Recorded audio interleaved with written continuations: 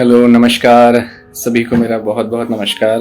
और उम्मीद है आप सभी को मेरी आवाज़ बराबर आ रही है। Hello hello hello.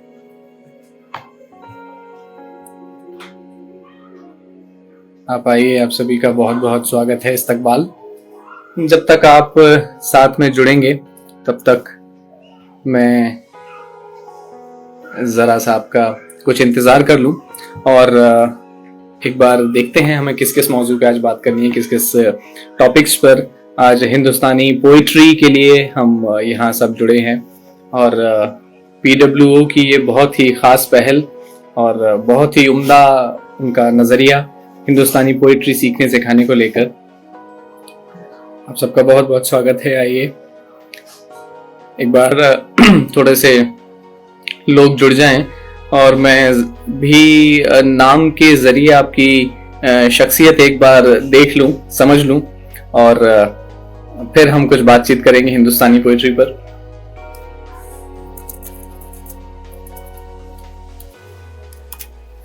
कोशिश करूंगा। पूजा गौर जॉइंट, मनदीप सोदी, बहुत बहुत स्वागत मनदीप। पूजा आपका। वैभव त्रिवेदी, बहुत बहुत इस्तकबाल, हार्दिक स्वागत, मोस्ट वेलकम, खुशामदीद। आइए अब हम शुरुआत करते हैं। आर्यन, बहुत बहुत स्वागत आर्यन आपका। और हिंदुस्तानी पोइट्री के लिए हम यहाँ जुड़े हैं और हमको हिंदुस्तानी पोइट्री, हिंदी उर्दू शायरी, हिंदी उर्दू अदब, इन सभी मसलों पर, इन सभी मुद्दों पर आज बात करनी है।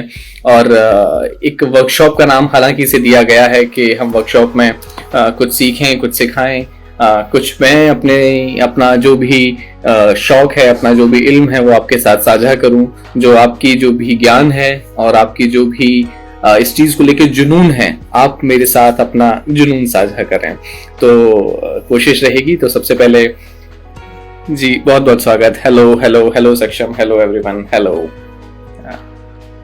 दीप्ति राणा, बहुत बहुत स्वागत आपका। आइए जुड़िए। आज हम हिंदुस्तानी पोइट्री के लिए हैं और आप सबकी मोहब्बत और आप सबके प्यार ने मुझे आप तक बुलाया है और बहुत बहुत शुक्रिया ऑफिशियल PWO का, जिनके कई मुख्तलिफ चैनल्स हैं, कई अलग अलग चैनल्स, और इनके चलते वो हम तक अपनी बात पहुंचा रहे हैं। तो इसके लिए बहुत बहुत शुक्रिया आपका। जी गुड़िया तिवारी, बहुत बहुत स्वागत आपका। आई थिंक अब हमारे पास तकरीबन इतने दोस्त हैं और कि अगर मेरी कोई बात, मेरी शुरुआती इब्तिदाई गुफ्तगू शुरू की कोई बात अगर छूट भी जाती है तो उम्मीद है कि आप सब अपने दोस्तों तक, अपने जुड़ने वालों तक वो ज्ञान, वो बात, वो शौक, वो पैशन पहुंचाएंगे। शुरू करते हैं। तो सबसे पहले आज का जो मौजू है, आज का जो कंटेक्स्ट है, आज की जो बात है, उसको मैं शुरू करूं और उस पर आऊं उससे पहले मैं प्रशांत बेबार आप सबका हार्दिक स्वागत करता हूं इस काव्यशाला में, जिस काव्यशाला का मुहिम छेड़ा है PWO ने और जिसकी खास एक मुद्दा है, एक खास उन लोगों की एक मर्जी है, एक इच्छा है और एक ख्वाहिश है कि ये शायरी, उर्दू शायरी, हिंदी उर्दू हिंदुस्तानी शायरी का जितना भी हम एक दूसरे के साथ बात कर सकें, साझा कर सकें और इस चीज को एक वर्कशॉप के फॉर्म में लिया जा सके, ताकि कुछ आप करें, कुछ हम करें और मिलके देखें कि कहां तक पहुंची है। तो एक बहुत खूबसूरत शेर के साथ शुरू करते हैं कि मंजिल मिल ही जाएगी भटकते ही सही, मंजिल मिल ही जाएगी भटकते ही सही, गुमराह तो वो हैं जो घर से निकले ही नहीं, गुमराह तो वो हैं जो घर से निकले ही नहीं। बहुत बहुत स्वागत आप सबका और शुक्रिया शुक्रिया। सबसे पहले हम कुछ शुरू करें उससे पहले मैं आप लोगों से जानना चाहता हूं कि आप हिंदुस्तानी शायरी, हिंदुस्तानी पोइट्री, शेर, गजल, नज्म, कविता, दोहा, चौपाई, इन सारे शब्दों से, बहर, काफिया, छंद, पिंगल शास्त्र, इन सभी बातों से आप क्या समझते हैं? तो सबसे पहले मैं अपनी बात शुरू करूं उससे पहले मैं चाहता हूं कि मैं आप लोगों से रैंडमली एक बार हर किसी को मौका देता हूं, आई मीन कुछ लोगों को मौका देता हूं, माफ कीजिए, हर आप सभी को एक बार में अगर हम सब सुनेंगे तो शायद वक्त ऐसे ही निकल जाएगा, लेकिन हाँ, हम कुछ देखते हैं कि आप लोगों से जुड़ कर के जी आप अपनी रिक्वेस्ट भेजिए और मुझे यहाँ आपकी रिक्वेस्ट दिखाई देगी। और उस रिक्वेस्ट के बाद मैं जानना चाहता हूं कि आप सबसे पहले हिंदुस्तानी पोइट्री से क्या समझते हैं, या अपना कोई शेर, अपनी कोई छोटी सी कविता, अपनी कोई 2 लाइन की रुबाई, कोई कथा अगर कुछ पढ़ना चाहते हैं तो आपका बहुत बहुत स्वागत है। हम इसी से शुरू करेंगे और जैसे ही जिस हिसाब से आप पढ़ेंगे वही हमारी मालूमात रहेगी और हम उसी तरीके से आगे बढ़ेंगे। तो बताइएगा सबसे पहले, या फिर अगर आप कहें तो मैं एक शेर के साथ भी शुरू कर सकता हूं। मिर्जा गालिब, कुछ चीज पता है। ओके, प्रियांश का कहना है कि कुछ चीज पता है। जी बताएं, और बिल्कुल बेझिझक होके अपनी बात, अपना शेर, अपना कलाम पढ़िए। और आप जिस हिसाब से अपना कलाम पढ़ेंगे हम उस हिसाब से आगे बात करते जाएंगे, क्योंकि मुझे बताने के लिए ये जरूरी है पता होना कि आप किस हद तक, कितनी गहराई तक उतरना चाहते हैं। हिंदी उर्दू शायरी एक ऐसा फन है जो सिर्फ एक अपनी बात को कहने का नजरिया नहीं है, बल्कि अपने जज्बात से दूसरे के जज्बात को जोड़ने की कला है कविता, पोइट्री, शायरी जिसको हम कहते हैं। और इस टॉपिक का, इस वर्कशॉप का नाम स्पेसिफिकली हिंदुस्तानी पोइट्री इसीलिए कहा गया है क्योंकि अगर हम प्योर हिंदी की तरफ जाएंगे तो हम पिंगल शास्त्र जैसे संस्कृत में है, छंद शास्त्र जैसे कविता में है। प्योर उर्दू की तरफ जाते हैं तो वहां पे अरूज शास्त्र है। हम इन सब का मिला जुला, हम हिंदुस्तान में बोलने वाली भाषा, जो भाषा किसी भी आम नॉर्थ इंडियन फैमिली में, किसी भी आम उत्तरी भारत में, भारत के कई सारे कोनों में जो भाषा मिली जुली भाषा बोली जाती है, हम उसी भाषा में शायरी करते हैं, उसी भाषा में अपनी बात कहते हैं। तो हम उसी भाषा से शुरू करते हैं, इसीलिए इसका नाम एक हिंदुस्तानी शायरी के लिए रखा गया है, हिंदुस्तानी पोइट्री रखा गया है। और हिंदुस्तानी इज नॉट इंडियन हेयर, हिंदुस्तानी अपने आप में एक भाषा है। जब हमने हिंदी और उर्दू को अलग अलग पॉलिटिसाइज किया तो उससे पहले हिंदुस्तानी एक मुकम्मल भाषा थी। अगर आप पुरानी यूनिवर्सिटी ऑफ कनाडा में या जो बाहर अच्छी हिंदुस्तानी किताबें ले जाके रखी गई हैं, अगर आप उनको पढ़ेंगे तो समझ में आएगा कि हिंदुस्तानी अपने आप में एक मुकम्मल भाषा है, जिसमें हिंदी और उर्दू उसी मानिंद जुड़े हैं जिस मानिंद शिकंजी में शक्कर और नमक। तो जिसका जैसा स्वाद उसका वैसा नमक और चीनी का रेशियो एंड प्रोपोर्शन, और उसी हिसाब से हमारी हिंदुस्तानी भाषा। तो आप अपनी कलाम पढ़ने के लिए, अपनी कविता पढ़ने के लिए, अपना शेर पढ़ने के लिए हमें रिक्वेस्ट भेजिए। मैं चाहता हूं कि आपका शेर, आपका कलाम, आपकी कविता हम सब सुने और हम उसके बाद वहां से शुरू करें। जी काविन जी, जब तक आप कहें तो एक गजल से भी शुरू कर सकते हैं, नज्म से भी शुरू कर सकते हैं, जैसी आपकी ख्वाहिश रहेगी हम बिल्कुल उसी हिसाब से शुरू करेंगे। ठीक है जी। और मेरे पास कुछ छोटी एक पॉइंट्स हैं, कुछ नजर की बातें हैं, तो हम कुछ छोटी चीजें पढ़ते जाएंगे और पढ़ते पढ़ते आपको हम बताएंगे। जी, सबसे पहले आप कहें तो एक छोटी सी गजल, अब मेरा कहना है गजल, और गजल पे बात करने के लिए आई थिंक हमारे साथ हैं मनदीप सोडी जी।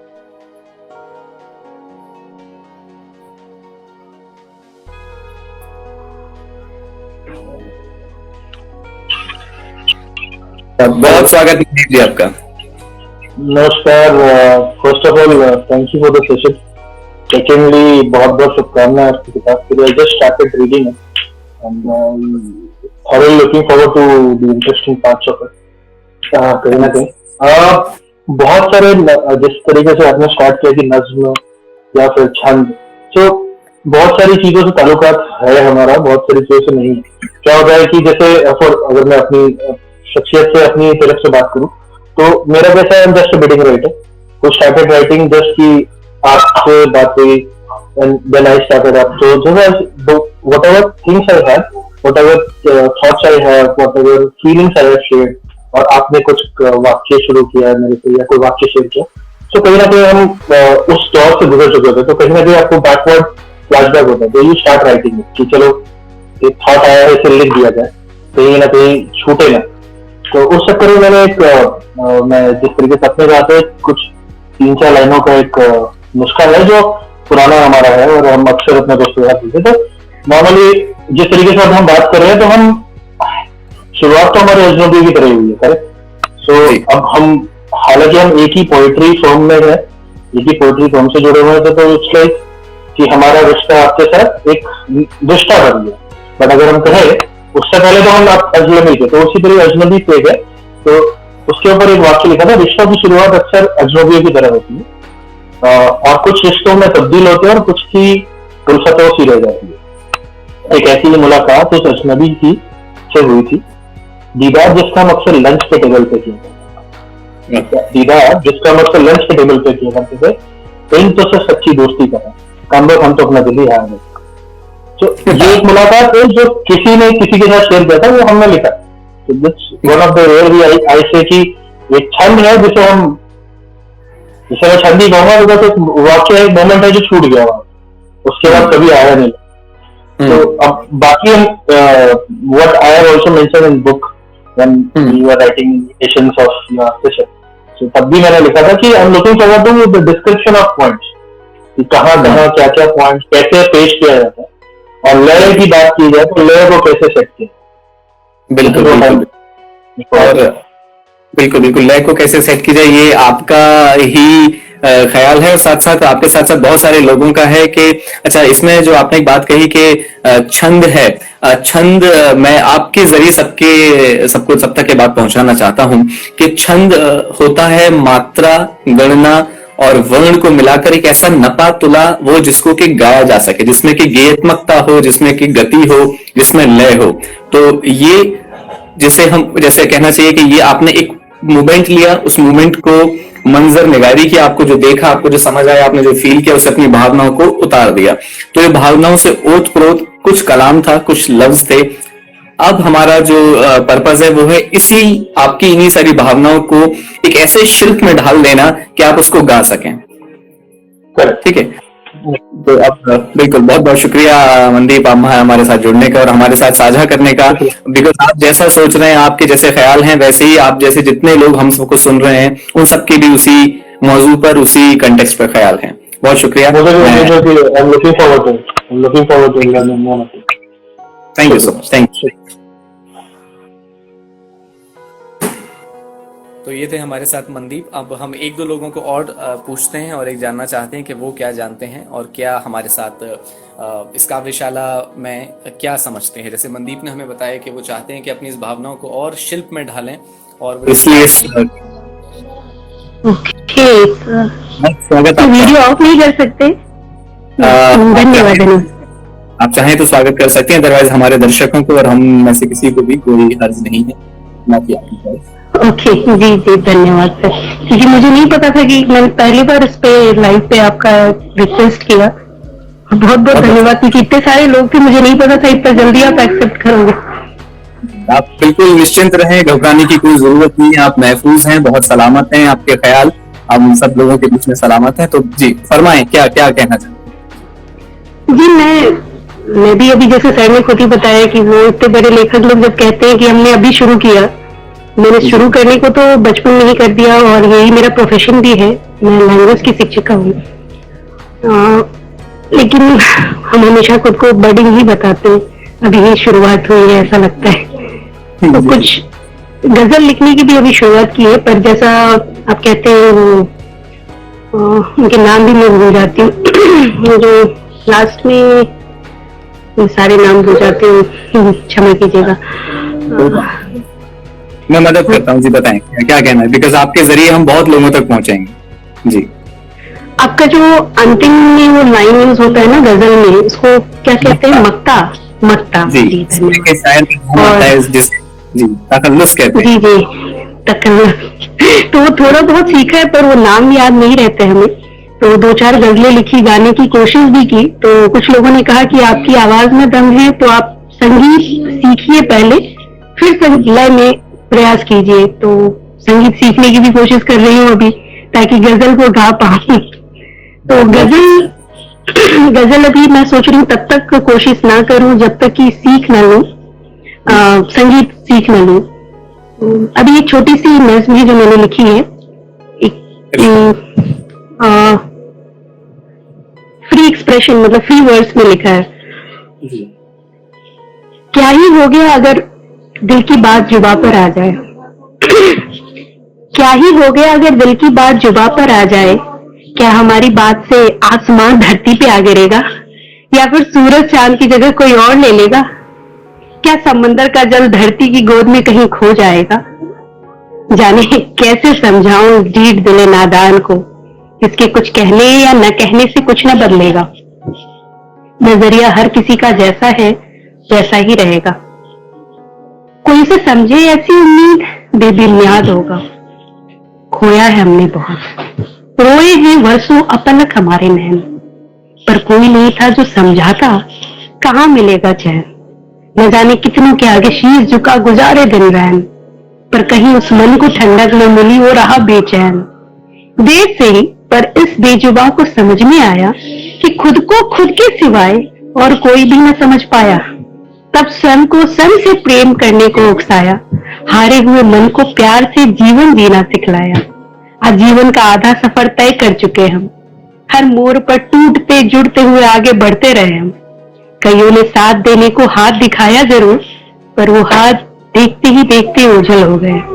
अब बस ये शेष जिंदगी है और ये वर्तमान, जिसकी हर एक बूंद का करते हैं हम रसपान। अब इसकी परवाह ही नहीं कैसी होगी पहचान, कोई कहे बेशरम अधम या फिर कहे महान। धन्यवाद। बहुत बहुत शुक्रिया।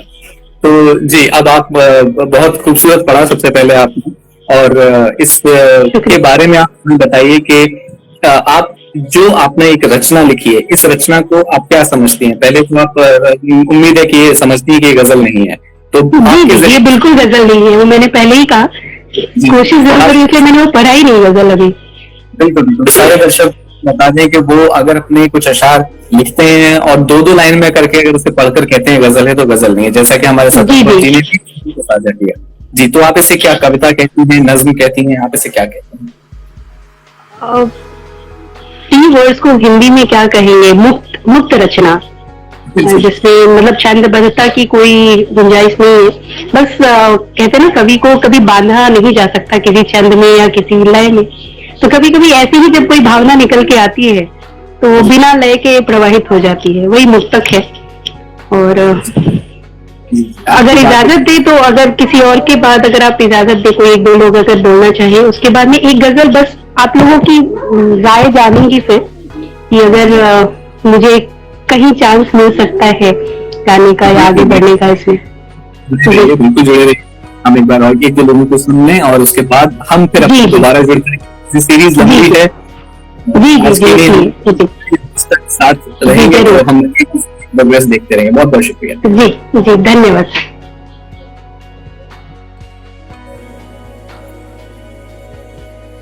तो दोस्तों, ये थे हमारे साथ अनुपम जी, जिन्होंने एक कविता पढ़ी, जिन्होंने अपने भाव रखे। अच्छा, उन्होंने एक जाते जाते एक बात कही कि कवि को बांधा नहीं जा सकता। तो अब मेरा सवाल आप लोगों से है, और यहाँ पर आपकी उंगलियां चल जाएं कीबोर्ड पर और तुरंत ही टाइप करके बताएं कि क्या कविता सिखाई जा सकती है? क्या पोइट्री कैन बी टॉट? अगर हाँ तो यस, ना तो नो। जल्दी से फटाफट बताइए, और आपके दो चार जवाब आते ही फिर मैं अपनी अगली बात रखूं कि क्या कविता सिखाई जा सकती है। हम यहाँ पर सब वर्कशॉप में हैं, तो क्या हम कविता सीखने के लिए कहते हैं कि कवि तो जन्म से पैदा होते हैं, शायर तो मिजाज से बनते हैं, तो क्या सिखाई जा सकती है? ओके, लोगों का कहना है नहीं, नो नहीं, नो नहीं, नो। जी, तो दूसरी बात, अब मेरा दूसरा सवाल, क्या म्यूजिक सिखाया जा सकता है? कविता तो आत्मसात की चीज है। कविता, शायरी, गजल, नज्म, चौपाई, रुबाई आत्मसात की चीज हैं, दिल की भावनाएं निकलती हैं। सेम संगीत भी ऐसे ही है, म्यूजिक भी ऐसे ही। तो क्या किसी को संगीत सिखाया जा सकता है? क्या म्यूजिक सिखाया जाता है? ओके, अगर ओके, म्यूजिक छंद वगैरह विधान सिखा सकते हैं, सीख सकते हैं। अच्छा, म्यूजिक सिखाया जा सकता है, तो लोगों का कहना है कि जी हाँ, म्यूजिक सिंगिंग सिखाई जा सकती है, गिटार, सितार, हारमोनियम, तबला सिखाया जा सकता है। म्यूजिक नहीं सिखा सकते, सिखा सकते हैं, हाँ सिखा सकते हैं। अगर नहीं सिखा सकते तो फिर लोगों की क्लासेस होती हैं, म्यूजिक की क्लासेस होती हैं, जिसको कुछ, अगर हम सब ने स्कूल में देखा है कि हम जब स्कूल में होते हैं तो कुछ नहीं जानते हैं म्यूजिक के बारे में, सितार के बारे में, गिटार के बारे में, लेकिन हम सीखते हैं। मैंने स्कूल टाइम में तबला सीखा है, हारमोनियम सीखा है, मगर मैं पैदाइश से अपना नहीं बजाना जानता था। तो बिल्कुल सुर सिखाए जा सकते हैं, म्यूजिक कलात्मक चीजें जब तक खुद में ना हो असंभव है। तो म्यूजिक, अब मेरा जवाब सुनिए, म्यूजिक सिखाया जा सकता है? जी हाँ। क्या कविता लिखना सिखाया जा सकता है? जी हाँ। लेकिन किसको? म्यूजिक सिखाया जा सकता है। सिंगिंग किसे सिखाते हैं? सिंगर को। कविता लिखना किसे सिखाया जा सकता है? जो ऑलरेडी कवि है। तो इस सवाल को गहराई से समझें तो क्या कविता लिखना, गजल कहना, शायरी कहना सिखा सकते हैं? जी हाँ। किसको? शायर को। शायर को, कवि को, जो ऑलरेडी जिसके अंदर कविता, कवि, शायरी के मिजाज हैं, उनको सिखाया जा सकता है। संगीत, जिसके अंदर संगीत है, जिसके गले में सरस्वती का वास है, जिसके अंदर सरस्वती की पहचान है, जिसके अंदर संगीत एक लयबद्ध है, वो ऑलरेडी म्यूजिशियन है, वो ऑलरेडी सिंगर है, उसको सिखाया जा सकता है। तो सेम कविता भी उसको सिखाई जा सकती है।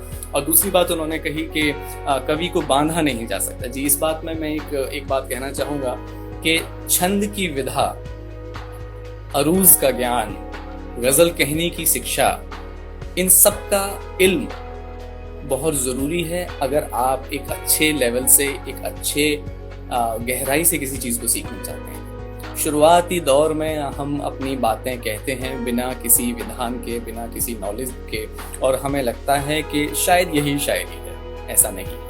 एक दो चीज़ें हम शुरुआत में क्लियर कर दें कि सिर्फ अपने दिल की भावनाओं को, अपने मन की फीलिंग्स को, अपने जज्बात को कागज़ पे उतार कर रख देना ही कविता या शायरी नहीं है। जब तक कि आपकी बात अगले इंसान की रूह तक ना पहुंचे, जब तक कि आपकी बात से अगला इंसान इतना मुतासिर ना हो कि वो एक शोर में भी उसको वो आपकी नज्म, आपकी शायरी, आपकी गजल उसको अंदर तक निचोड़ के रख दे, और वो अपने जहन में, अपने दिल में, अपने निजी जज्बात से उस बात को जोड़कर जब तक ना चल पाए, वो शायरी नहीं है, वो कविता नहीं है। तो हम जो भी लिख रहे हैं वो सब क्या है फिर? वो सब है प्रैक्टिस, मश्क, अभ्यास। और हम अभ्यास करते करते करते करते आगे बहुत सारी चीजें सीखेंगे। तो सबसे पहले कुछ खास बातों का डिफरेंस अभी उन्होंने बताया कि गजल नहीं है, तो गजल के बारे में हम बात करेंगे, नज्म के बारे में हम बात करेंगे, कविता के बारे में बात करेंगे, चौपाई, दोहा, इन सब के बारे में बात करेंगे। और एक एक करके हर एपिसोड में हम हर चीज लिखना सीखेंगे। और आप यकीन मानिए, इस वक्त 42 लोग हैं जो इस वक्त मुझे सुन रहे हैं, 43 लोग। आप सब के सब आज 2020 खत्म होने वाली है, उम्मीद है कि हम 2021 में पहुंचेंगे। 21वीं शताब्दी में जब कंप्यूटर और स्मार्टफोन्स इतने हाई फाई हो गए कि हम इंटरनेशनल स्पेस स्टेशन पे पहुंच रहे हैं, आप इस दौर में भी चौपाई लिखना सीखेंगे, आप इस दौर में भी दोहे कहेंगे, ये मेरा आपसे वादा है। और वो दोहे कैसे कह सकते हैं, उनका क्या विधान है, क्या कह सकते हैं, उनको कैसे लिखा जाएगा, कैसे पढ़ा जाएगा, गजल कहेंगे, नज्म कहेंगे, सारी चीजें कहेंगे। आप हमारे साथ जुड़े रहिए। लेकिन शुरू में हम जानना चाहते हैं आपके ख्यालात। तो अब हमारे साथ सबसे पहले एक बार थोड़ा सा मौका देंगे, बस 2 मिनट का, हमारे साथ जो अगले हमारे सामीन जुड़ रहे हैं, सुनने वाले, आइए। फिर उसके बाद मैं अपनी बात पूरी करता हूँ और बीच बीच में एक गजल और एक शेर पढ़ते हैं।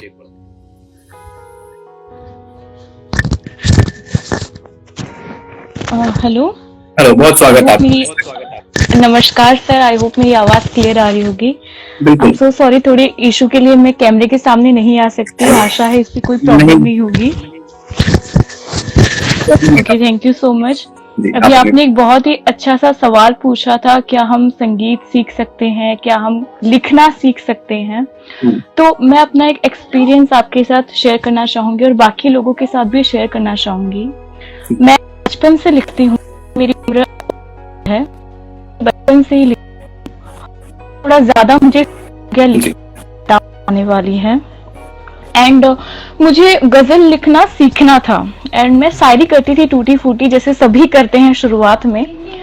तो मुझे बहुत जोश चढ़ा था पंकज उदास जी को सुनने के बाद, मुझे भी गजल लिखना है। एंड मैं कोशिश करती थी। तो हमारे यहाँ पर एक है संस्था जो सिखाती है गजल लिखना, मतलब one type of open mic वो लोग ऑर्गेनाइज करते हैं। वहीं पर वो लोग सिखाते हैं कि आप कैसे गजल लिख सकते हो। वो बहर सिखाते हैं, गिनना सिखाते हैं, वगैरह वगैरह। तब मुझे लगता था कि पोइट्री का मतलब होता है जब हम कुछ पोर्ट्रे करते हैं, अपने अंदाज में कुछ जब पोर्ट्रे करते हैं या बताते हैं या किसी को सुनाते हैं, तो उसे हम पोइट्री कहते हैं। तो जब उन लोगों ने हमें शुरुआत में शायरी लिखना सिखाया, तो हम लोग जो हम नए नए राइटर्स थे, हम उनसे पूछते थे, भैया बताइए ये शायरी कैसी लगी, अच्छी है या नहीं, इसमें कोई गलती हुई है क्या। तो वो जो भैया थे उन्होंने एक बात मुझे सबसे कही कि शायरी या तो शायरी अच्छी या बुरी नहीं होती, शायरी या तो होती है या नहीं होती।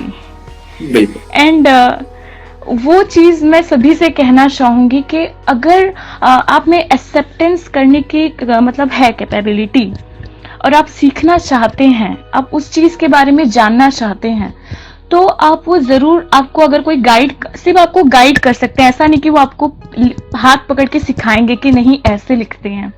तो जब आपको कोई गाइड करेगा तो आपके अंदर वो एक्सेप्टेंस करने की कैपेबिलिटी होनी चाहिए कि नहीं, अगर ये कह रहे हैं तो ये ऐसे ही करना है। अगर मैं उस टाइम, जैसे मेरी सोच थी कि सिर्फ पोर्ट्रे करना ही पोइट्री होती है, तो शायद आज मैं ये सेशन अटेंड नहीं कर रही होती और मैं अपनी ही दुनिया में खोई हुई होती। इन्हीं सब चीज को पोर्ट्रे करते हैं और वो पोइट्री बन जाएगी। एंड मैं बस यही कहना चाहती थी। बहुत बहुत शुक्रिया, बहुत बहुत शुक्रिया आपका। आपके जरिए तमाम लोगों तक, सभी सामने सुनने वालों तक ये बात पहुंची है कि सिर्फ अपनी बातें एक तरफा कह देना शायरी, पोइट्री, नज़्म, गजल रोज नहीं है। हर किसी विधा के, हर किसी स्किल के, हर किसी फाइन आर्ट के अपने कुछ रूल्स होते हैं। उसके साथ जी जी करते हुए वो बात अगले की सीने तक, अगले की रूह तक पहुंचे, वो बात। जी जी बहुत शुक्रिया। जी बहुत बहुत धन्यवाद सर। जी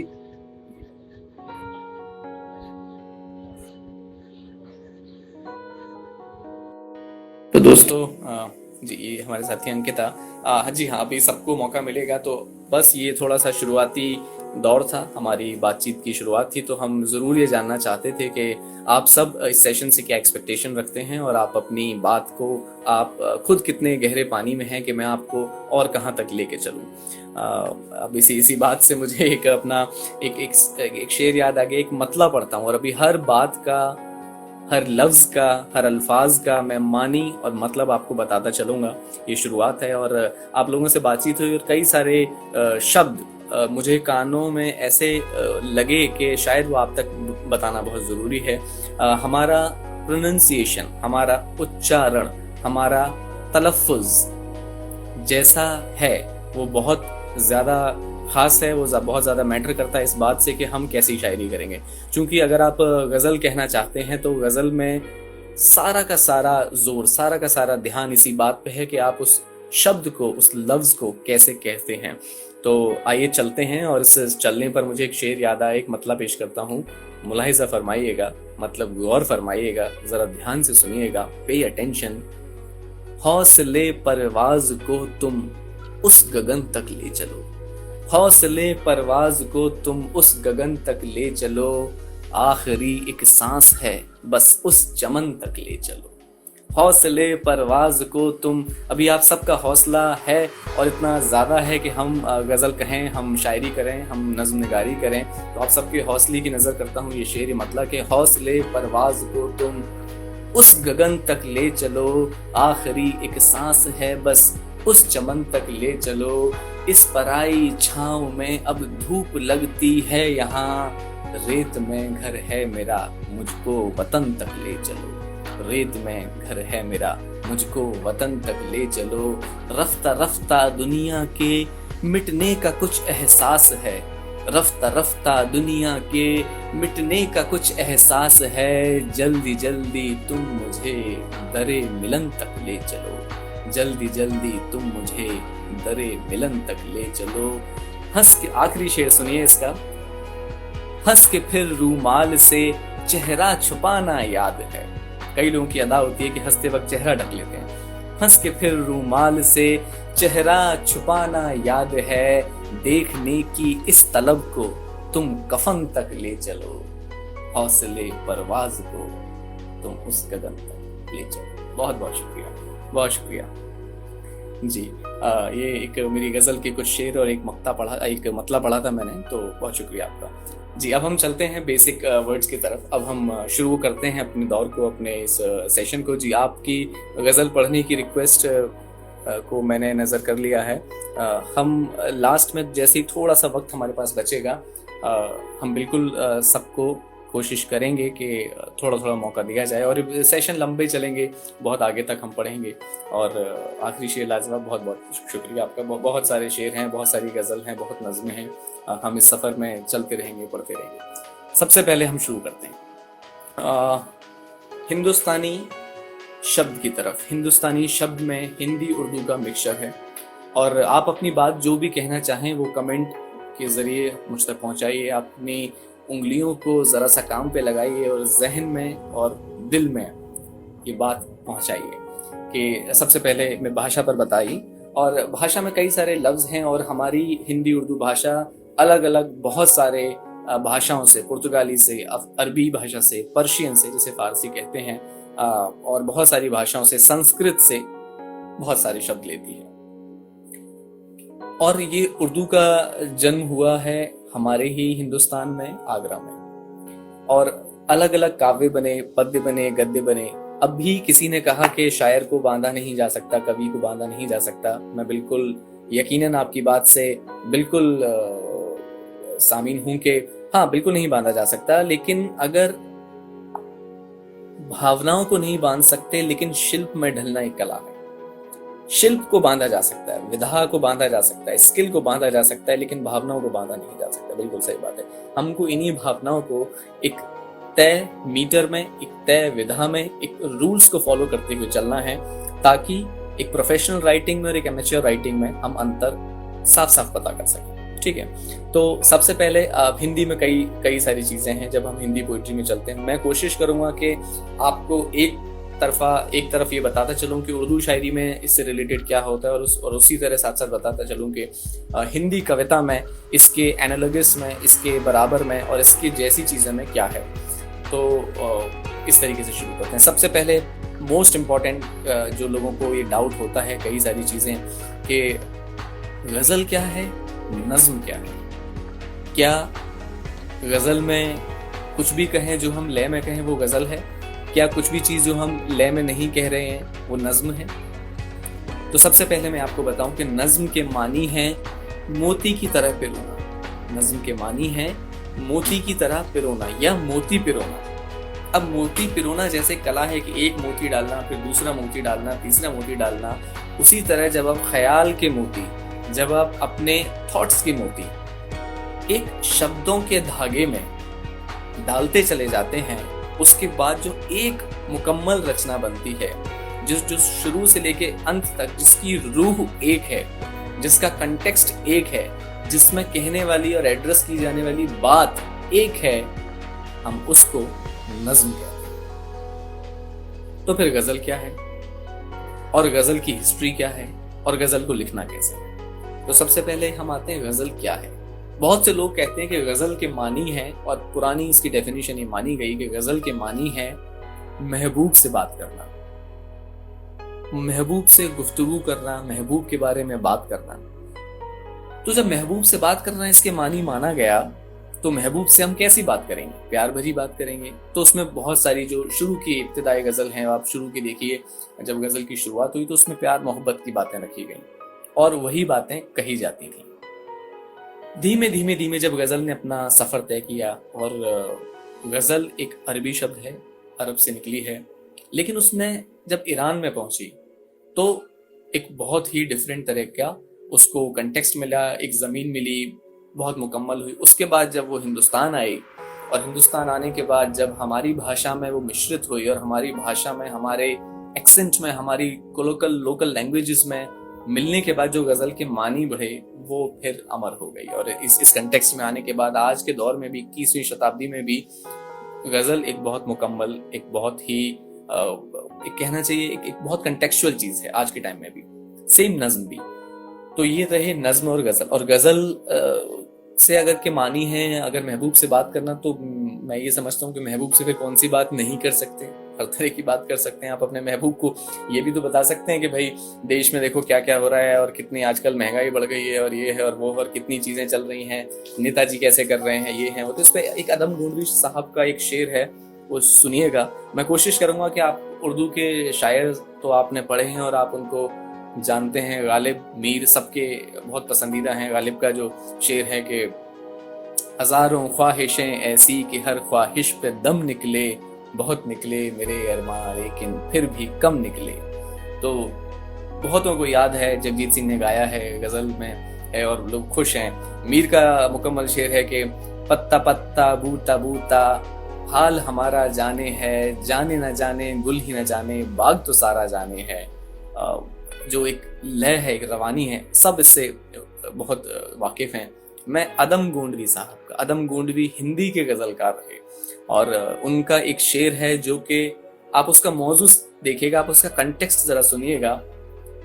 काजू भुनी प्लेट में विस्की गिलास में, काजू भुनी प्लेट में विस्की गिलास में, उतरा है रामराज विधायक निवास में, उतरा है रामराज विधायक निवास में। ये उनकी गजल का मतलब था। अब ये, इसे आप क्या कहेंगे? क्या ये महबूब से बात करना है, ये आप, या फिर महबूब को बता रहे हैं कि बताइए राजनीति में क्या क्या है और वैसे हर तरफ रामराज रामराज है और देखिए कि काजू भुनी प्लेट में और विस्की गिलास में है, उतरा है रामराज विधायक निवास में। ये बाकायदा बहर में कही गजल है और इसमें अलग अलग कंटेक्स्ट हैं। तो हम इससे ये समझते हैं, आप जब फैज की आप गजलें सुनेंगे, आप फैज की गजल में देखिए कि कितनी जदीदियत है, कितनी मॉडर्नाइजेशन है, कितना प्रगतिवादी है, कितना तरक्की पसंदी है। तो जिस हिसाब से गजल आगे चलती गई उसके कंटेक्स्ट, उसके मौजू बदलते चले गए। एक ज़रूरी नहीं है कि हम उसमें महबूब से बातें करें, हो सकता है कि हम उसमें बहुत सारी बातें कर सकते हैं, बहुत सारे तरह की भी चीज़ें कह सकते हैं। तो और एक इसी बात पे एक गजल, एक शेर आपकी नज़र कर रहा हूँ। प्यास हूँ सहरा की मैं, एक बूंद पानी चाहिए। आप सब तक पहुंचे ये बात कि प्यास हूँ सहरा की मैं, एक बूंद पानी चाहिए, या गुमा रखने को दरिया की निशानी चाहिए। भूल जाने के उसे किस्से बहुत से याद हैं, याद करने को मगर कोई कहानी चाहिए, याद करने को मगर कोई कहानी चाहिए। प्यास हूँ सहरा की मैं, एक बूंद पानी चाहिए। इसमें आपकी बात, आपकी दिल की ख्वाहिश बिल्कुल एक पर्सनल अटेंशन पे पहुंचती है। और ऐसे बहुत सारे शेर, बहुत सारी गजल हैं। तो गजल में ये इस तरह की रिस्ट्रिक्शन अब नहीं है, लोग अलग अलग मौजू पे बात करते हैं।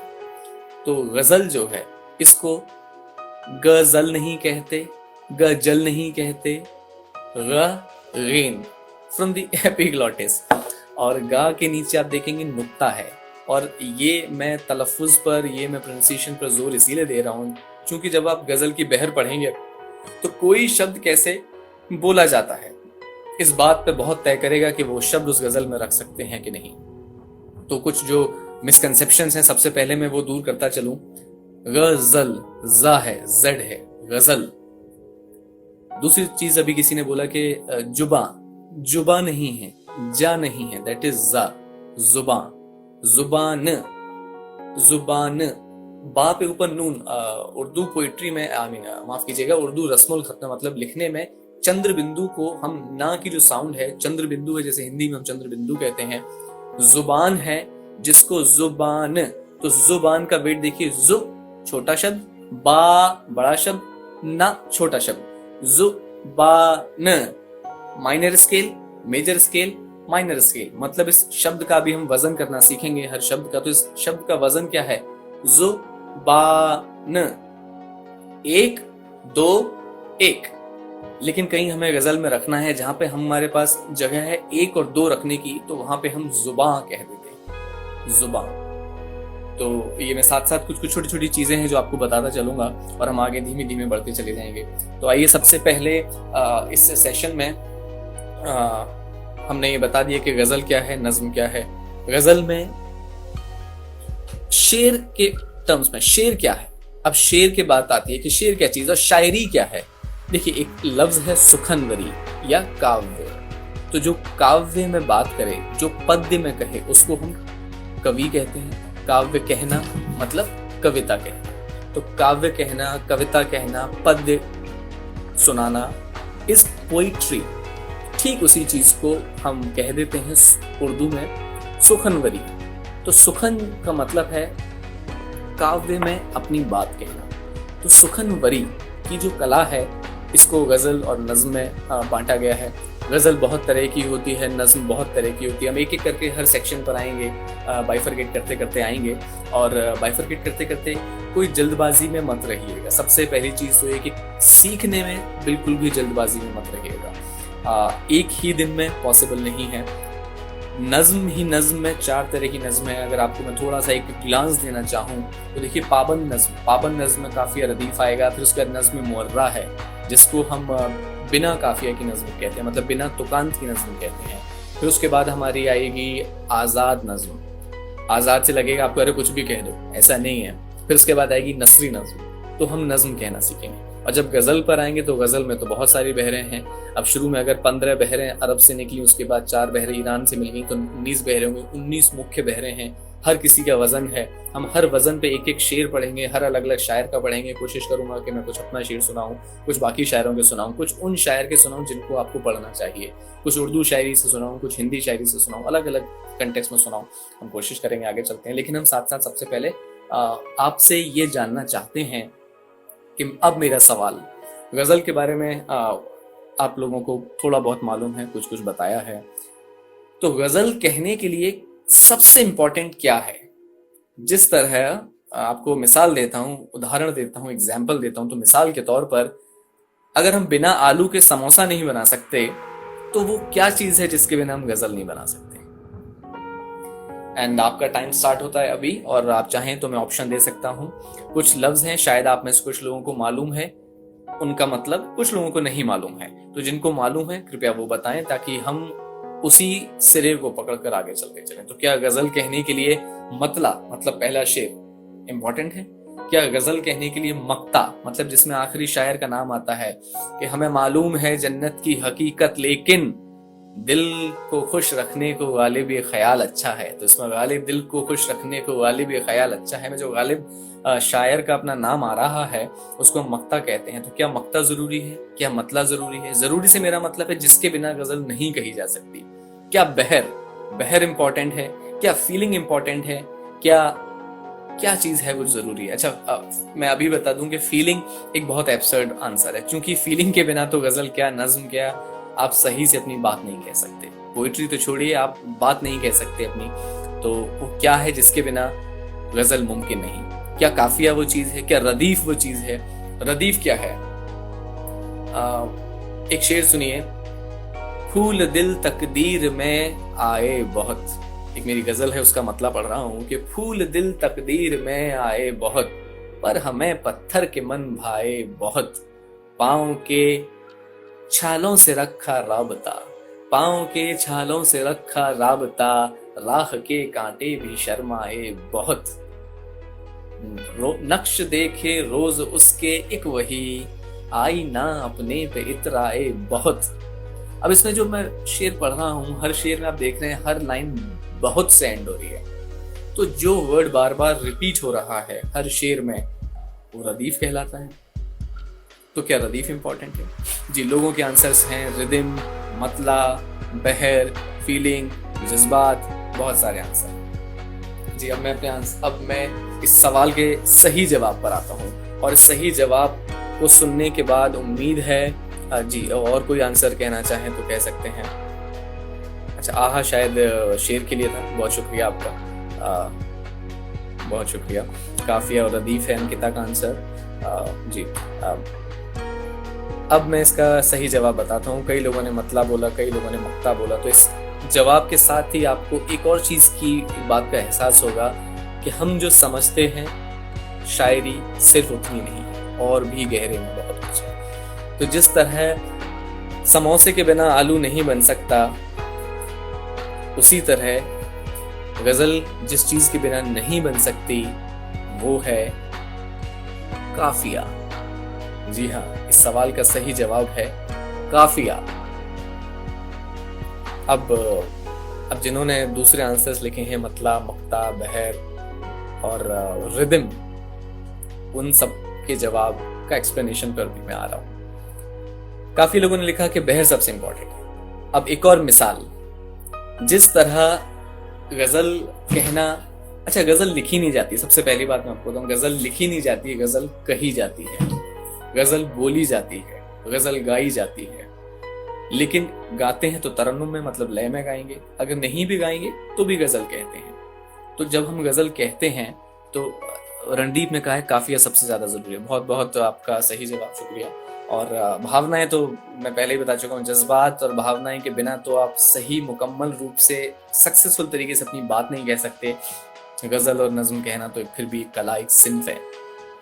काफिया क्यों जरूरी है? बिना काफिया के, जिसे हिंदी में तुक या तुकांत कहते हैं, सेम राइम वाले शब्द कहते हैं, जितना खूबसूरत आपका काफिया होगा उतनी खूबसूरत आपकी गजल होगी। और रदीफ जरूरी नहीं है, कई सारी गजल ऐसी हैं जो बिना रदीफ के हैं। अच्छा, बिना रदीफ की जो भी गजल होती हैं उनको क्या कहते हैं? गैर मुरद्दफ गजल। तो मतलब कई ऐसे शब्द हैं जो रिपीटिंग है, जो एंड में आएंगे तो गजल बन जाएगी हमारी। अब काफिया बताएं। अच्छा, बहुत से लोगों ने बहर का, पहले मैं बहर का कंफ्यूजन दूर कर दूं आपका, जो बहुत इंपॉर्टेंट है। देखिए, जिनको नहीं मालूम उनको मैं बता दूं, बहर एक स्केल है। एक स्केल, हम उस स्केल को पढ़ेंगे, जानेंगे। ये बहुत पहला सेशन है, इसीलिए बिल्कुल ब्रीफ में चल रहे हैं हम, ऊपर से अभी। एक स्केल है, जैसे 1 2, ताल जिसे कहते हैं, ता तट धिन धा धिन धा धिन धा। ठीक है, अब इस पर एक सुनिएगा। एक स्केल है धी धा धा धा, 1 2 2 2, माइनर मेजर मेजर मेजर, 1 2 2 2। अब एक स्केल है 1 2 2 2, 1 2 2 2, 1 2 2 2, 1 2 2 2, 4 दफा मतलब 8 बार, 1 2 2 2 2। ये एक स्केल है। जानकारी के लिए बता दूं, इसे बहरे रजज कहते हैं। Do you know Tamil? कुंजम कुंजम, हाँ कीर्तिमान तुम कुंजम कुंजम तमिल ओनली। तो इसको हम स्केल कहते हैं, 1 2 2। अब स्केल पर हम अपनी भावनाएं, अपने लफ्ज चढ़ाते हैं। वो कैसे?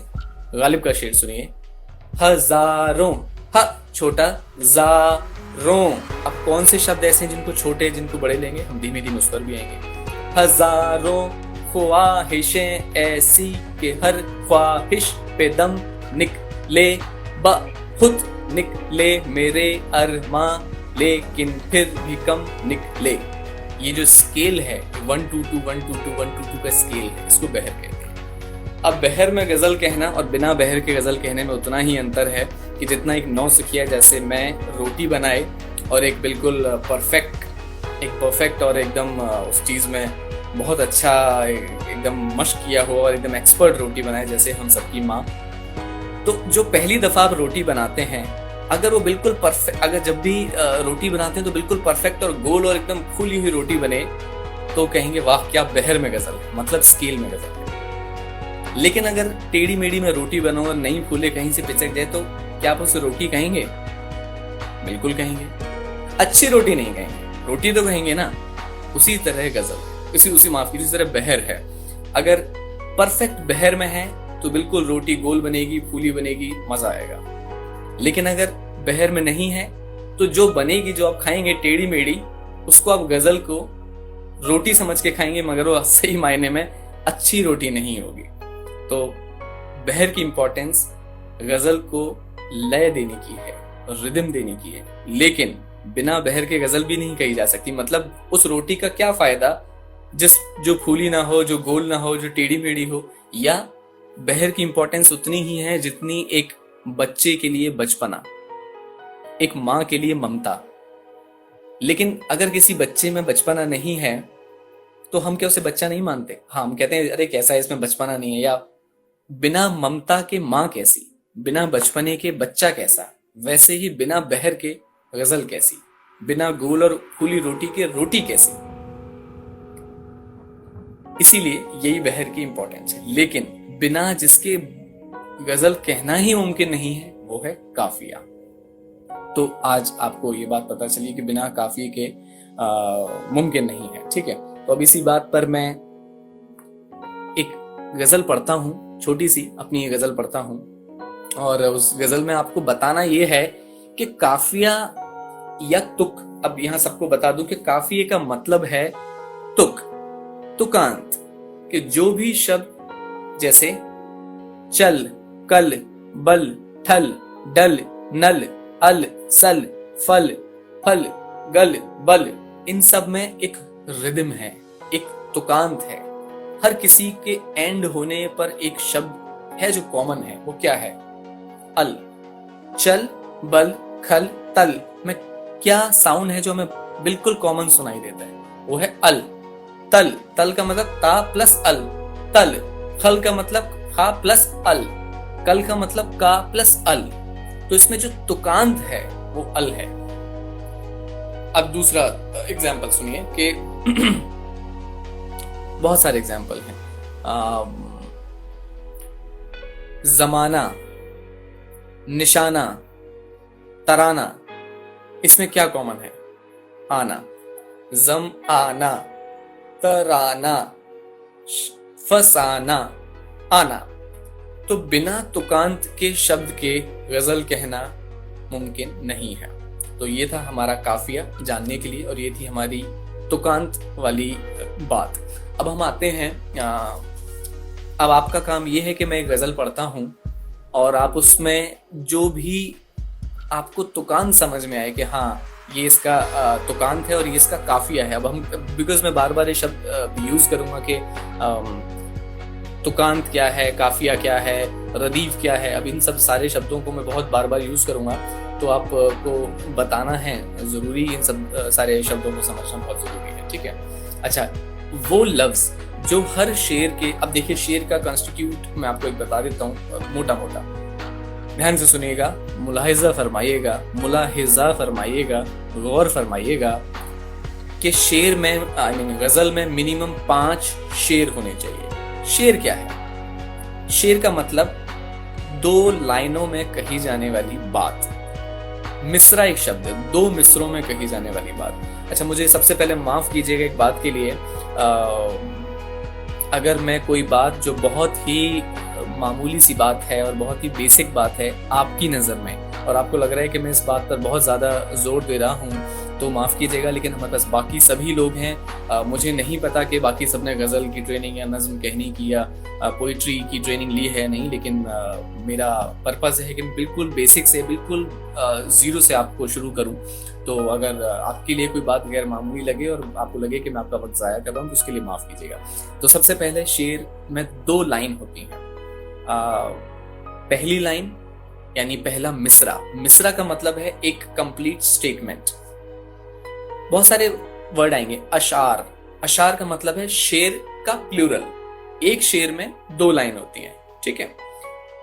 फूल दिल तकदीर में आए बहुत, एक लाइन।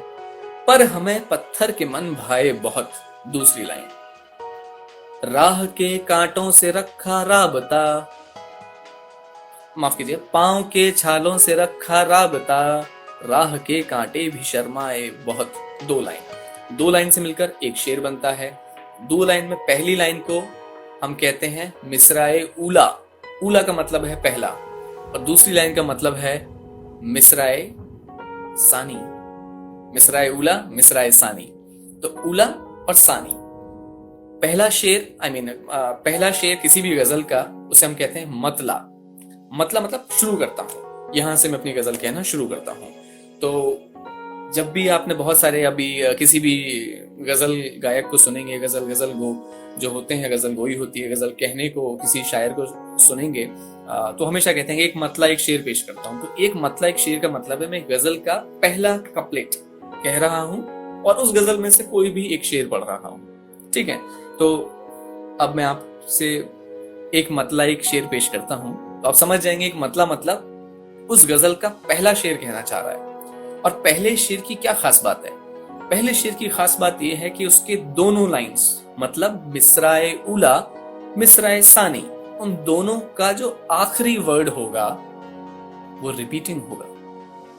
कभी हिंदी पोइट्री के लिए भी कोई इवेंट करिए, बिल्कुल बिल्कुल हिंदी पोइट्री के लिए भी रहेगा। और मैं आपको दोस्त, छंद, विधा, चौपाई कहना, दोहे कहना भी सिखाऊंगा। उसमें मैं बताऊंगा कि कहाँ कब आपको 13 मात्रा गिननी है, कब 11 गिननी है, चौपाई में कब 16 गिननी है, और मुक्त छंद क्या होता है, और छायावाद, भक्तिवाद, इन सब में क्या अंतर है, हम इसको भी कहना सीखेंगे। हमारे साथ जुड़े रहिए। और आपको अगर कभी भी ऐसा कन्फ्यूजन हो या कभी भी आपको ऐसी गलतफहमी हो कि सिर्फ उर्दू पोइट्री की बात हो रही है, तो मुझे माफ़ करें, मुझे इत्तला कर दें, मुझे बता भी दें। चूँकि मैं इस वक्त गज़ल की बात कर रहा हूँ, तो मैं बिल्कुल गज़ल की बात कर रहा हूँ। और जिस भाषा में मैं अपनी नज़्म, अपनी गज़ल, अपनी शायरी करता हूँ, मैं आपको वही भाषा बताऊँगा और आपको बेसिक बताऊँगा। उसके बाद आपका अपना फ़न, आपका अपना हुनर, आपकी अपनी इच्छा। जी, आते हैं मौजू पर वापस आता हूँ, कंटेक्स्ट पे वापस आता हूँ, टॉपिक पे वापस आता हूँ। वो था कि रदीफ़ क्या है। एक रदीफ़ शब्द है, किसी शेर के आखिर में एक शब्द आएगा जिससे शेर ख़त्म होगा, और वो शब्द हर शेर की सेकेंड लाइन के एंड में होगा, नॉट फर्स्ट लाइन। मुलाहिज़ा फरमाएं, गौर फरमाएं। है नहीं नादान वो समझाएं क्या, है नहीं नादान वो समझाएं क्या, आईने को दर्द अब दिखलाएं क्या। है नहीं नादान वो समझाएं क्या, आईने को दर्द अब दिखलाएं क्या। जिंदगी से राबता है कुछ मेरा, मुश्किलें जीने की फिर बतलाएं क्या। अब ये 2 शेर पढ़े मैंने। इसमें आपने देखा हर लाइन, पहला शेर मतलब मतला क्या से एंड था। है नहीं नादान वो समझाएं क्या, आईने को दर्द अब दिखलाएं क्या। क्या क्या, तो जो क्या शब्द है वो रदीफ है। जी हाँ, वो रदीफ है, बिल्कुल सही फरमाया आपने, क्या। अब उस क्या से जस्ट पहले एक तुकांत आया। जरा फिर से गौर फरमाइए और फिर से सुनिएगा। है नहीं नादान वो समझाएं क्या, आईने को दर्द अब दिखलाएं क्या। जिंदगी से राबता है कुछ मेरा, मुश्किलें जीने की फिर बतलाएं क्या। कोई अब बेबार का रखे भरम। इस गजल का मक्ता पढ़ रहा हूं, मतलब ये गजल जिसने लिखी है उस शायर का नाम, मतलब मेरा नाम। कोई अब बेबार का रखे भरम, उस जुनूने दिल को यूं बहलाएं क्या। अब इसमें कुछ शब्द आए, बहलाएं, मर जाएं, घबराएं, दिखलाएं, बतलाएं, समझाएं, ये सारे के सारे हम काफियां हैं। हम काफियां मतलब जैसे साथ सफर में चलने वाला हम सफर, वैसे ही साथ काफिया में, एक गजल में साथ में जो काफिया हैं उनको हम काफिया। तो समझाएं, दिखलाएं, बतलाएं में तुकांत क्या है, वो साउंड क्या है जो बार बार रिपीट हो रहा है, वो है आए, समझाएं। तो इसका जो काफिया है वो है आए। ए पे ना की चंद्र बिंदु है, मतलब नून है, उर्दू में नून, हिंदी में चंद्र बिंदु कहते हैं, नून है। समझाएं क्या, मर जाएं क्या, बतलाएं क्या। बिना इसके बहर में हम कितना भी एक गजल को रख लें, अगर काफिया दुरुस्त नहीं है, काफिया अच्छा नहीं है, तो खूबसूरती नहीं आएगी। तो सबसे पहले ध्यान रखें कि बिना काफिया के किसी सिर्फ आए पे एंड करने वाली चीज को हम गजल नहीं कहते। इसके लिए मैं आपको एक और एग्जाम्पल ऐसा पढ़ता हूं जिसमें काफिया नहीं है और सिर्फ ऐसी चीज है जिसको मैं आपकी समझ के लिए मैं निकालता हूँ, जहाँ पे सिर्फ रदीफ आपको लगेगा, मतलब ऐसा लगेगा कि सारे लाइन एक ही उससे एंड हो रही है। जैसे बहुत शुरू में बहुत सारे लोग कुछ पढ़ते हैं और उनको लगता है कि वाह ये तो गजल कही। एक कविता पढ़ता हूँ, सुनिएगा, एक नज्म है, सुनिएगा कि जब भी आंखों में ख्वाब राख बनते नजर आए, जब भी आंखों में ख्वाब राख बनते नजर आए, इसी राख में बहुत से लोग जलते नजर आए। संगीन जुल्मों के मुल्जिमों की लंबी कतार थी, हर कातिल के चेहरे पे अपने चेहरे नजर आए। तो इसमें आप देखेंगे हर लाइन नजर आए पे एंड हो रही है, लेकिन ये रदीफ हो सकता है, रिपीट है, बशर्ते कि इससे पहले वाला शब्द तुकांत हो। इससे पहले वाला शब्द तुकांत राख बनते नजर आए तो बनते। दूसरी लाइन सुनिएगा, इसी राख में बहुत से लोग जलते, तो बनते जलते, तो ते का तुकांत है। लेकिन तीसरा जो मतलब जो दूसरा शेर है कि संगीन जुल्मों के मुलजिमों की लंबी कतार थी, हर कातिल के चेहरे पे अपने ही चेहरे नजर आए, तो रे मतलब काफिया नहीं है, मतलब ये गजल नहीं है।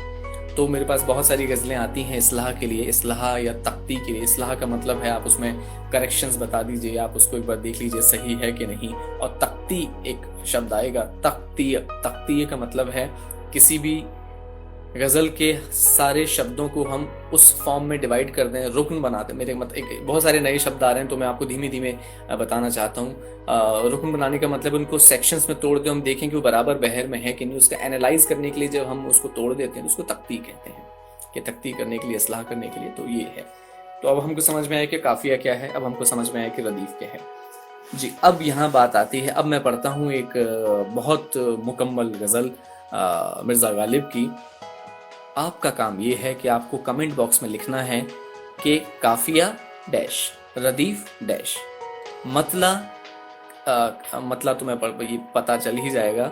मतला पहला शेर है, मक्ता आखिरी शेर जिसमें शायर का नाम आता है या शायर अपना नाम देना चाहता है, बताना चाहता है कि ये गजल उसकी है। लेकिन आजकल बहुत कम ऐसे शायर हैं जो मक्ता में अपना नाम रखते हैं, अपना तखल्लुस, अपना पेन नेम, अपना उपनाम, अपना जिस नाम से वो लिखते हैं साहित्यिक नाम वो रखते हैं। इस तरह का ट्रेंड अब नहीं चल रहा है। तो अब मक्ता लोग जरूरी नहीं है लिखते हैं। मक्ता का मतलब होता है आखिरी शेर, मैं अपनी बात अपने नाम के साथ यहाँ खत्म करता हूँ। तो ये अब ट्रेंड में नहीं है तो लोग इसलिए मक्ता नहीं लिखते हैं। गालिब के ज़माने में लिखते थे और कई सारे शेर में उनको आपको लास्ट में दिखेगा कि गालिब ने अपना नाम लिया। कई सारे शेर, कई सारे गज़ल में नहीं भी दिखेगा। ठीक है, तो अब पढ़ता हूँ मैं गालिब की गज़ल, आपकी नज़र सुनिएगा। आह को चाहिए एक उम्र असर होने तक। मुलाहिजा फरमाएं, कान की ट्रेनिंग बहुत तेज कर लें। आपको सुनते ही समझ आना चाहिए कि इस शब्द का तुकांत, इस शब्द का रदीफ, इस शेर का बैलेंस स्केल क्या है। दोबारा सुनिए। अब मैं पढ़ रहा हूं पहला शेर मतलब मतला की भी पहली लाइन मतलब मिसराए उला, फिर मैं पढ़ूंगा मिसराए सानी। तो सुनिएगा। आह को चाहिए एक उम्र असर होने तक, कौन जीता है तेरी जुल्फ के सर होने तक। आशिकी सब्र तलब और तमन्ना बेताब, आशिकी सब्र तलब और तमन्ना बेताब, दिल का क्या रंग करूं खूने जिगर होने तक। हमने माना कि तगाफुल ना करोगे लेकिन, हमने माना कि तगाफुल ना करोगे लेकिन खाक हो जाएंगे, खाक हो जाएंगे तुमको खबर होने तक। गमे हस्ती का असद किससे हो जुज मर्ग इलाज, गमे हस्ती का असद किससे हो जुज मगर इलाज, शमाए हर रंग में जलती है सहर होने तक।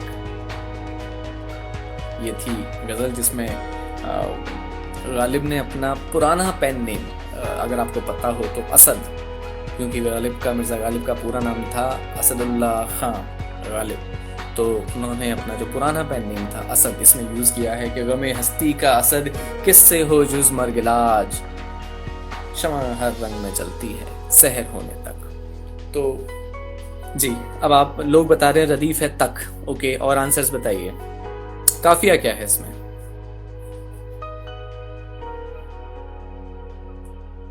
काफिया है ठीक है। तो जी, मक्ता असद, जी मक्ता असद नहीं है, शायर का नाम तखल्लुस असद है।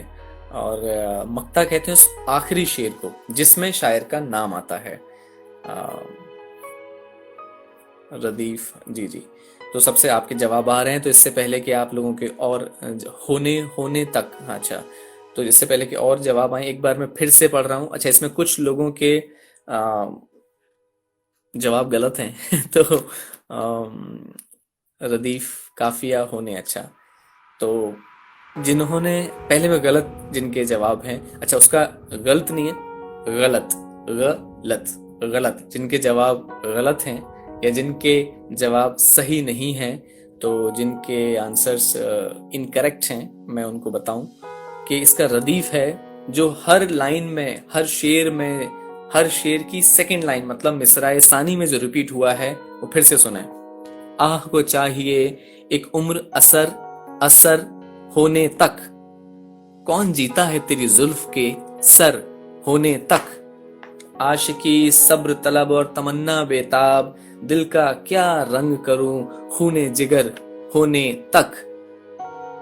गमे हस्ती का असद किससे हो जुज मर्ग इलाज, शमाएं हर रंग में जलती है सहर होने तक। तो उम्मीद है आपको समझ में आया कि इसमें रदीफ है होने तक।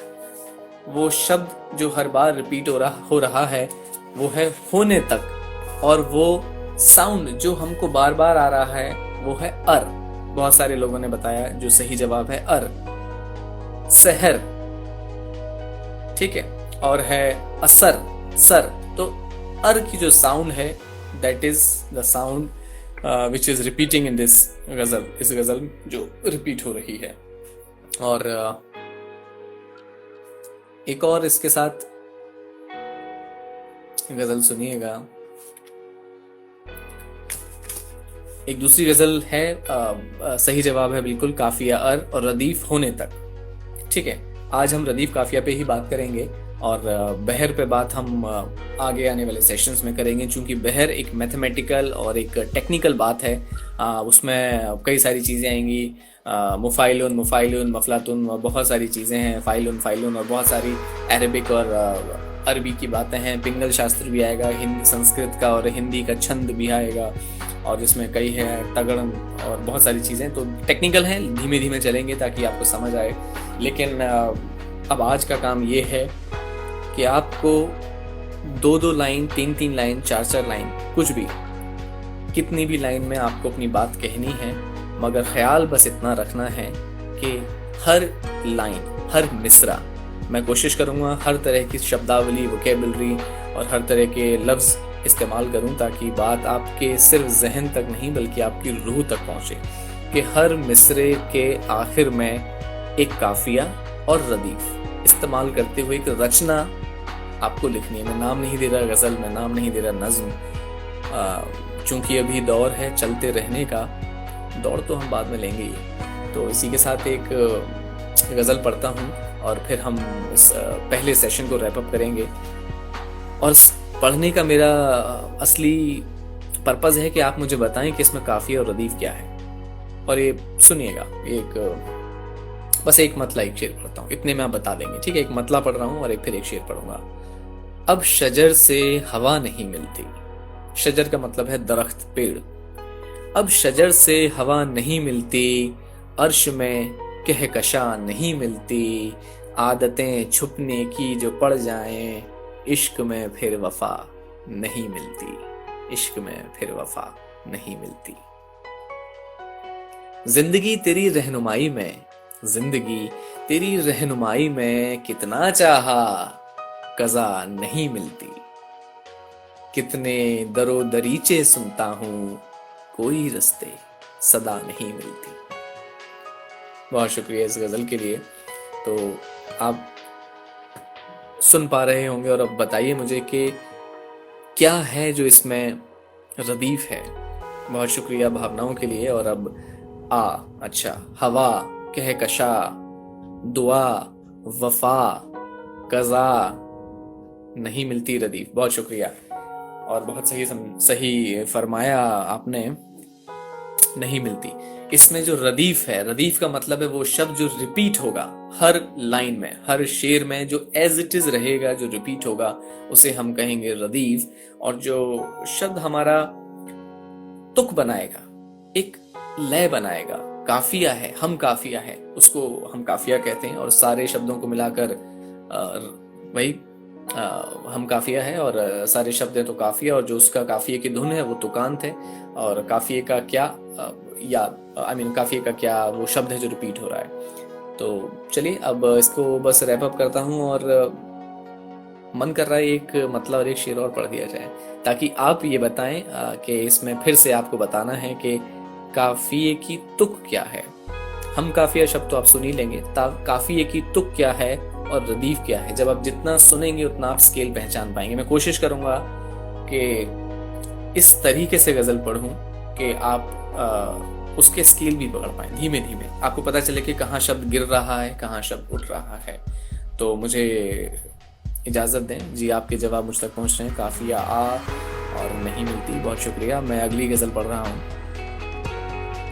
लोग बैठे हैं जिगर को थाम के, लोग बैठे हैं जिगर को थाम के, ऐसे क्या किस्से तुम्हारे नाम के, दिन तो सारे मुफलिसी में ढल गए हैं रईसी के नज़ारे शाम के, तुम शहर में क्या हुए दाखिल सनम, तुम शहर में क्या हुए दाखिल सनम, आदमी बाकी नहीं अब काम के, नींद तो उन रोज आया करती थी, नींद तो उन रोज आया करती थी, अब तो बस लम्हे बचे आराम के, दर बदर फिरती हैं यादें तन्हा सी, दर बदर फिरती हैं यादें तन्हा सी, दौर बीते खत के और पैगाम के। मक्ता पढ़ रहा हूं। एक बड़ा बाजार है ये जिंदगी। इस गजल का सबसे गहरा शेर मुलाहिजा फरमाएं कि एक बड़ा बाजार है ये जिंदगी, आदमी मिलते यहाँ हर दाम के, लोग बैठे हैं जिगर को थाम के, ऐसे क्या किस्से तुम्हारे नाम के। बहुत शुक्रिया, बहुत बहुत शुक्रिया आपका, बहुत शुक्रिया।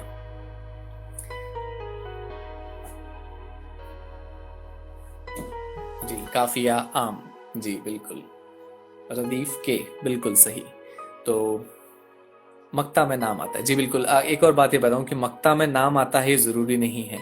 किसी भी गजल का वो शेर अगर आखिरी है, मक्ता का मतलब है आखिरी। वो बात अलग होती थी कि पहले आखिरी शेर में हम अपना नाम डालते थे, तो हम ये समझते थे कि मक्ता में हमारा नाम आना जरूरी है।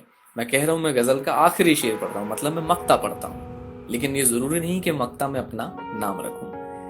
ये बात अपनी अच्छी याद दिलाई, आपके याद दिलाने के बहाने मुझे ये बात और जी शेर आखिर होता है। वो शेर आखिर है कि वो आखिरी शेर कहना, मतलब वो आखिरी शेर जहाँ पे गजल खत्म होती है। और हाँ, शेर आखिर से मुझे एक और बात याद आया कि दो लफ्ज और हैं। जैसे आप, मैंने एक चीज बताई आपको कि मिसराए उला मैंने बताया, मिसराए सानी बताया, काफिया बताया, मतला बताया। मतला मतलब पहला शेर। पहले शेर में काफिया के बाद दोनों मिसराए उला मिसराए सानी में रदीफ मतलब रिपीटिंग वर्ड आता है। अगर सेम इसी नेचर का एक और हम शेर रख दें, दूसरे नंबर का शेर रख दें, तो उसको हम क्या कहते हैं? अब एक इसी बात पे सुनिएगा, आप मिसाल मांगिए हर बात पे। जब तक आप एग्जाम्पल, उदाहरण और मिसाल नहीं मांगेंगे तो बात जहन में बैठेगी नहीं, वो बात दिमाग में आएगी नहीं। तो सुनिएगा।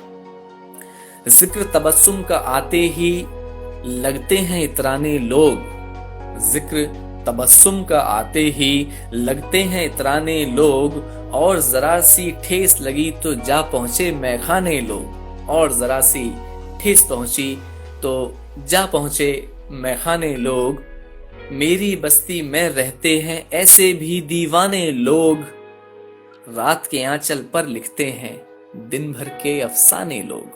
ये बहुत ही अतीका इलाहाबादी की ये गजल, और उनका एक मतला और एक हुस्न मतला। वो मतला जिसमें फिर से दूसरा शेर, मेरे कहने का मतलब है मतला में दोनों में रदीफ काफिया आएगा, लेकिन वो दूसरा शेर, जिस दूसरे शेर में हमने साथ साथ पहला मतलब मिसराए उला और मिसराए सानी, पहला मिसरा दूसरा मिसरा, दोनों में रदीफ रख दिया है मतला होने के बावजूद भी, तो उसे कहते हैं हुस्न मतला। हुस्न मतला तो पहले मतला और उसके बाद हुस्न मतला उस केस में आता है जब दूसरे शेर को भी हम दोनों सेम वर्ड से यानी सेम रदीफ से एंड करते हैं। तो आज का सेशन यही रैप अप करते हैं हम, और इस सेशन को थोड़ा सा क्विक रिकैप करते हैं कि रदीफ वो जो रिपीटिंग वर्ड है, जो रिपीटिंग वर्ड है और वर्ड बदलता नहीं है, तो रदीफ पूरे गजल में नहीं बदलेगा। काफिया, हर शेर में एक काफिया होगा जो बदलेगा। काफिया आप दोनों सेम, पूरी गजल में सेम काफिया रख के ये नहीं कह सकते कि नजर नजर नजर सब में अरर अरर, नहीं, काफिया has to be different from each other yet same sounding. शहर, नजर, गजर, बसर, असर, सर, ये सब में अर अर की साउंड है, लेकिन सब सेम शब्द, एक जैसे, एक ही शब्द नहीं है। तो काफिया हैज टू बी, शब्द अलग हो लेकिन उसका तुकांत सेम हो, वही काफिया है। और वो बिल्कुल रदीफ से पहले आना चाहिए। जैसे फूल दिल तकदीर में आए आए आए बहुत आए, पर हमें पत्थर के मन भाए बहुत। पाँव के छालों से रखा राबता, राह के कांटे भी शर्माए बहुत, आए बहुत। तो बहुत बहुत बहुत इज रदीफ, और आए आए आए इज साउंड ऑफ काफिया, मतलब तुकांत। और इसमें जो भी शब्द हैं, शर्माए, आए, बतलाए, वो हम काफिया हैं। तो आज हमने काफिया और रदीफ के बारे में समझा। एक रचना जिसमें मिनिमम 5 शेर हों, गजल कहने के लिए ऐसा मानते हैं कि मिनिमम 5 शेर होने चाहिए, मगर चूंकि हर सिंफ में और हर क्रिएटिविटी के फील्ड में लोगों के बहुत सारे अपने क्राइटेरिया, बहुत सारे अपनी कंडीशंस, बहुत सारी विधाओं में बातें बदलती हैं और अलग अलग जगहों की कई चीज़ें बदलती हैं, तो है, लेकिन अमूमन ये माना जाता है। लेकिन अगर आप दीवाने गालिब देखेंगे, दीवाने गालिब का पूरा कलेक्शन है मेरे पास है और अक्सर पढ़ते हैं हम उसको, तो दीवाने गालिब में कई गज़ल ऐसे हैं जिसमें 5 शेर नहीं है लेकिन वो गज़ल हैं। तो लेकिन अब जो माना जाता है, अभी हम आपको उस हिसाब से बताते हैं, मिनिमम 5 शेर के बाद एक गज़ल बनती है। गज़ल के हर शेर का अलग मौजू होता है। अलग मौजू का मतलब है अलग कंटेक्स्ट, अलग बात। जैसे एक जो मैंने शेर पढ़ा कि फूल दिल तकदीर में आए बहुत, पर हमें पत्थर के मन भाए बहुत, एक बात है, अपने आप में एक बात है कि हाँ यार, मतलब इसका मतलब है कि बहुत सारे कहने को तो कितने लोग मिले, पर जो जिनके दिल पत्थर के थे वही हमें बड़े पसंद आए, तो अपने आप में एक बात है।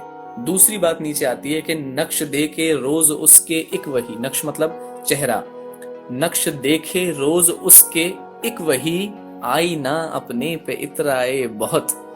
तो ये अपने आप में एक शेर है, लेकिन इसमें एक अपने आप बात है कि जो आईना है उससे मुझे बड़ा रश्क हो रहा है, मुझे जेलसी हो रही है कि आईना रोज उसकी शक्ल देखता होगा, तो बताओ आईना कितना लकी है कि रोज उसे देखता है, वो तो कुछ भी, मतलब कितना लकी है आईना। तो आईने से रश्क हो रहा है, इस बात में, इस ख्याल को इस शेर में ढाला गया है कि नक्श देखे रोज उसके एक वही, आईना अपने पे इतराए बहुत।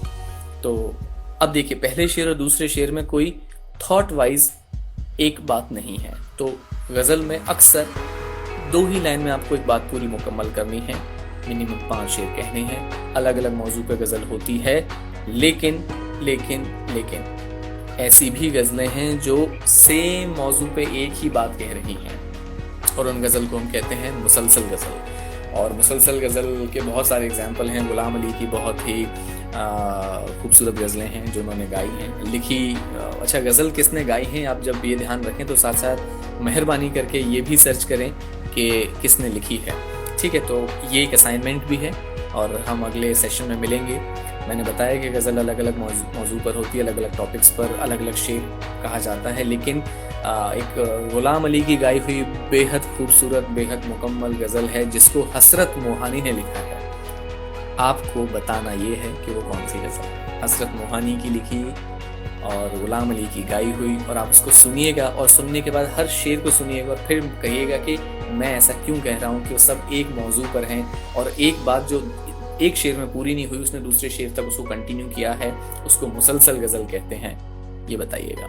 अब हम मिलेंगे अगले सेशन में, और अगले सेशन में जानेंगे, आगे चलेंगे, थोड़ा सा गज़ल पर बात करेंगे, थोड़ा सा बहर पर बात करेंगे, फिर हम थोड़ा सा मश्क करेंगे, थोड़ी सी प्रैक्टिस करेंगे। आप सबके साथ, जितने हमारे साथ जुड़े हैं, सबके नाम पे अपनी अपनी एक ओरिजिनल गज़ल हो लिखी हुई मेरी कोशिश है, और एक मुकम्मल गज़ल बने और एक बहुत अच्छे से आप गज़ल लिखें। फिर हम नज़्म पे बात करेंगे, नज़्म के 4 टाइप हम पर बात करेंगे, फिर हम हिंदी काव्य पर आएंगे। देखिए, एक साथ में एक एक चलेंगे, लेकिन कंपैरिजन में मैं साथ साथ बताता चलूँगा। फिर हम दोहे लिखेंगे, चौपाई लिखेंगे, और कोशिश करेंगे अलग अलग विधा में, अलग अलग फीलिंग्स में कविता लिखें। बहुत बहुत शुक्रिया, आप सब जुड़े, सारे के सारे लोग, सारे के सारे सुनने वाले, सभी का बहुत बहुत शुक्रिया, बहुत बहुत धन्यवाद। गुड नाइट, शबा खैर, बाय बाय, टेक केयर।